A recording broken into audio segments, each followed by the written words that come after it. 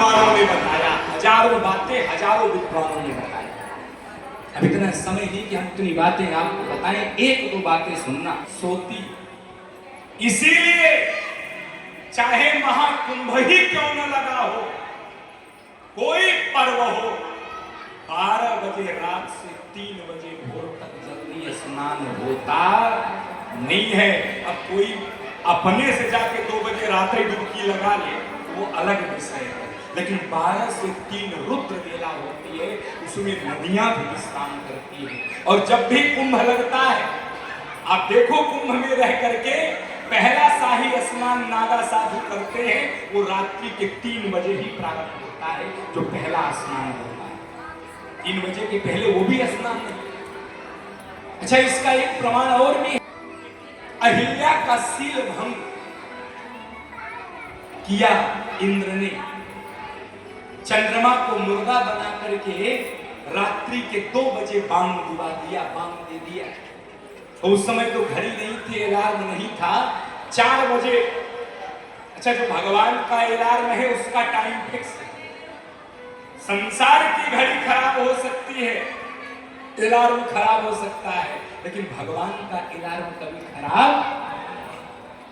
मुर्गे के रूप में भगवान के 4 बजे वो बांग दे देता था, तो लोग जान जाते थे 4 बजे।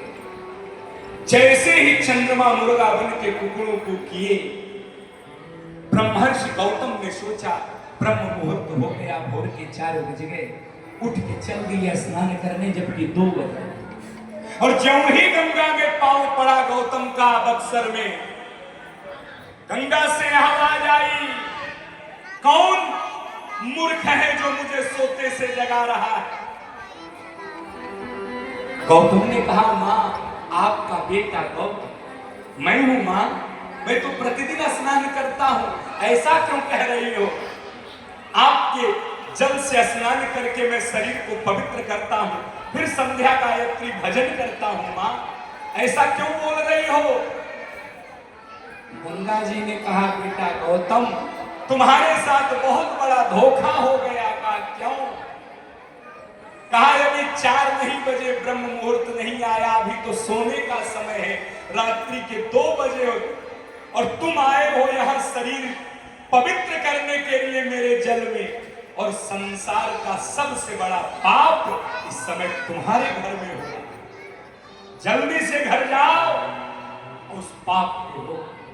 फिर गौतम आए, सारी घटना बड़ी लंबी है, उधर नहीं जाना, बात भी उसकी मौत हो जाती। कालिया नाग के किस और यमुना जी ने क्यों हड़बड़ा गई। यमुना जी ने सोचा कि 100 फण वाले ने मेरी ये दुर्दशा कर रखी है कि कोई जल पान नहीं करता, और सामने देख रही हूं तो 1000 फण वाला चला रहा। ऐसे सनागाई रहे थे वसुदेव के पीछे, इसलिए यमुना हड़बड़ा गई, तो जल बढ़ने लगा। ये वसुदेव के पुत्र हो सकते हैं, यशोदा के पुत्र हो सकते हैं, नंद के पुत्र हो सकते हैं, लेकिन मेरे तो पति, मेरे कौन है, मेरे पति। और ऐसे पति हैं जिनसे मुझे मिलने में ही कई कई युग लग जाते हैं, क्योंकि यमुना भी भगवान की पत्नी। कहा, भले छोटे हैं लेकिन हैं तो मेरे पति, कम से कम मेरे जल से अगर जा रहे तो मैं इनका पांव ही छू। तो पांव छूने के लिए बढ़ने लगी, लेकिन छूने से पहले ही भगवान ने कल्याण किया। क्यों। भगवान ने सोचा यमुना समझ नहीं पा रही है कि पति का पांव छूने के चक्कर में ससुर की जान चली गई। उठाया, लेकर सीधा जेल में आ गए, और जेल में आए, जैसे ही देवकी के बगल में लेटाए, हथकड़ी बेड़ी लग गई, जेल के ताले बंद हो गए। स्पर्श कर लिया, तत्काल यमुना का जल शांत हो गया, और वसुदेव जी भगवान को लेकर के गोकुल में प्रवेश कर गए। और जैसे ही गोकुल में प्रवेश किए, सीधा भगवान की कृपा से रास्ता बिना कहे उनको नजर आने लगा। अब भाई जिसके साथ, लेकिन जब भगवान को छोड़कर माया को सर पे रख लिए, तो फिर सारे बंधन में नहीं रह पाया। अच्छा, जैसा कि रोने की आवाज तो लड़की की आ रही, देखा नहीं, सुन करके, कि हमारे यहाँ कहा जाता है क्योंकि सबरी तो बैकुंठ गई और धुंधकारी भय भूमि। अरे सबरी थी और हम तो ऐसे अभागे माता पिता हैं कि 6 बच्चों को मरता हुआ हमने देखा और हम रो भी नहीं, हमारे आंसू भी नहीं निकले हमारे बच्चों के मरते से, क्योंकि गर्दन पर तलवार लगी है, अगर आंसू निकले तो गर्दन कट जाए। 7वां गर्भ गिर गया, उनको ये नहीं पता था कि 7वां गर्भ गिरा नहीं बल्कि गोकुल में। कहा है वो 8वीं बार आप आए हो, मुझे डर लग रहा है कहीं कंस आपको भी न मार दे। भगवान ने कहा डरो मत, डरना नहीं, अगर इतना ही डर रहे हो तो मुझे कहीं छोड़ दो, कहीं पहुंचा दो। वसुदेव जी ने बड़ी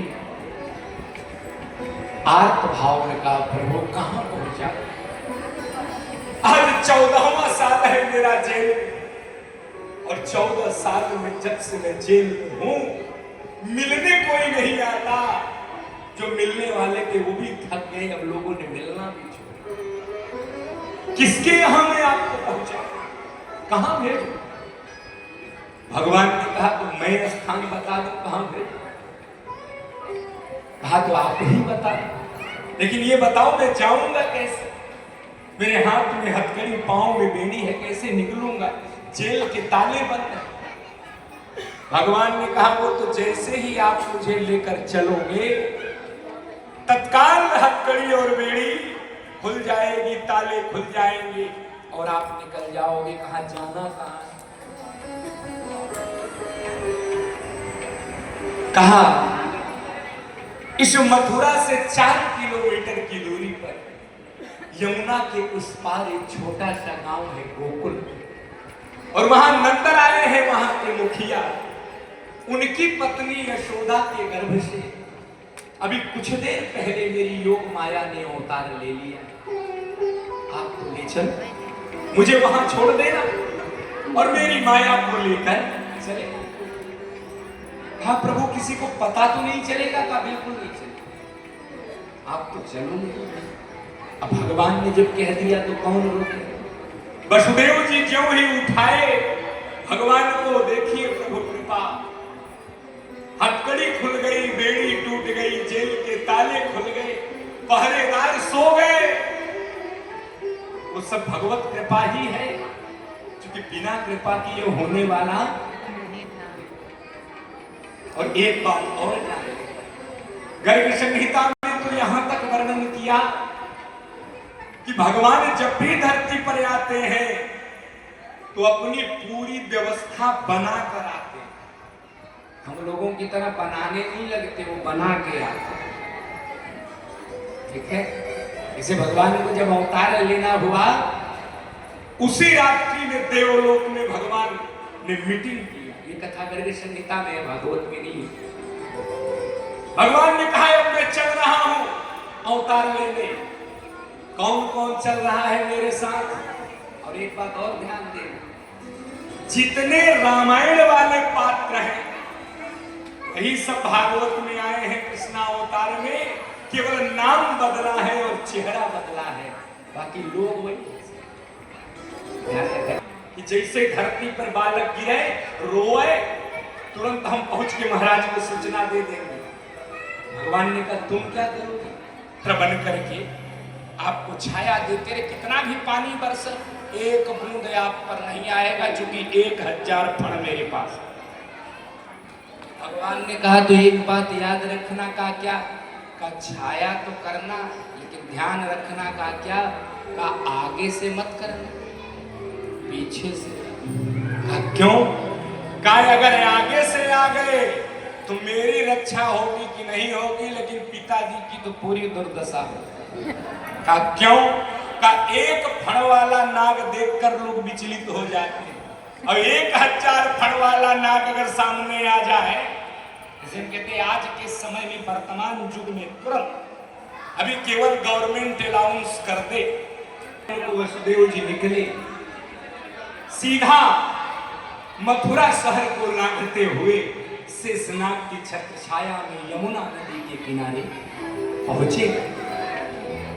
अब ध्यान देना है आप कि जब वसुदेव तो घुटने तक पानी, पहला पानी कितना, लेकिन 5 मिनट नहीं बीता पानी छाती के ऊपर हो गया और धीरे धीरे बढ़ रहा है।